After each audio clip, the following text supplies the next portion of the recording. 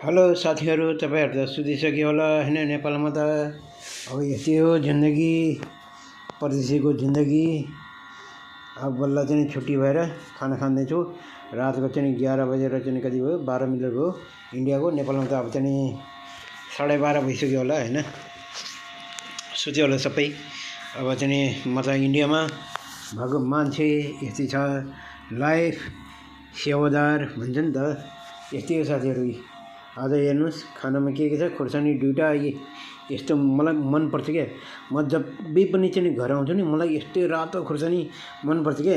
त्यही भएर चाहिँ म पनि अब चाहिँ घर आयो भने रातो खुर्सानीको बुटहरू चाहिँ फलाउने छु है साथीहरू। हेर्नुस् अब यसरी खाना, यो सब्जी है, मासु छैन, आलु र बैंगन भनेको चाहिँ नि हाम्रो चाहिँ नेपालीमा के भन्छ, आलु अन्त भेन्टा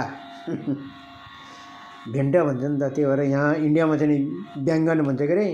अब नेपालमा चाहिँ उयो पोल्यो यार, यति तातो भइसक्यो यार। चावल पनि चाहिँ भात पनि, चावल पनि यसै तातो छ। हो आलु बैंगन पनि यस्तै तातो भएर यसले हेर्नु साथीहरू, रातो खोर्सानी जोडेको हेर्नु न, कसरी देखाएको होला।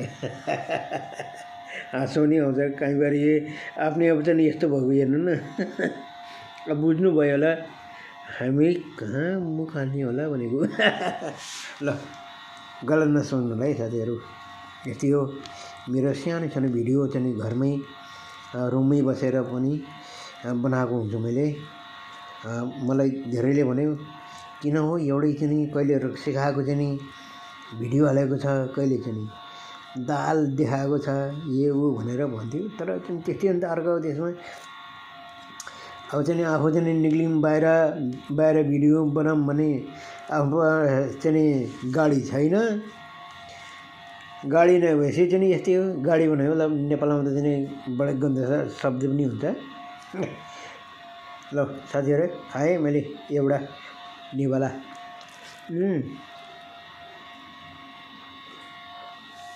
गरम छ बेरी।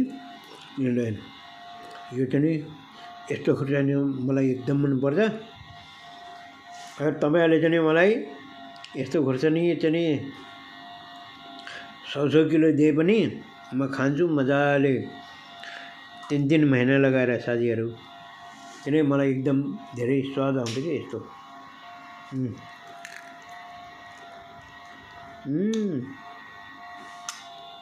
यसको खुसबु र चाहिँ यो चाहिँ रातो खुर्सानी र अनि रक्सीको चाहिँ खुसबु एकदम मिठो हुन्छ कि।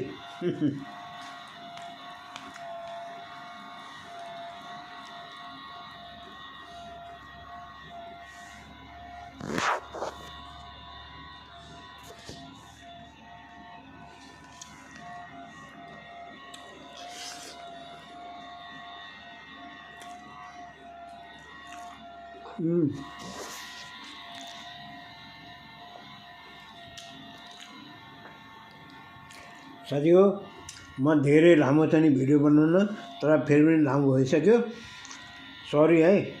मैले चाहिँ अब चाहिँ काटेँ है मैले यो भिडियो। अगर तपाईँलाई मन पर्छ भने लाइक, फलो, सेयर, सब्सक्राइब गरेर कमेन्ट गरेर राम्रो गरिदिनु होला। यही भन्न चाहन्छु। लभ यु मेरो नेपाल।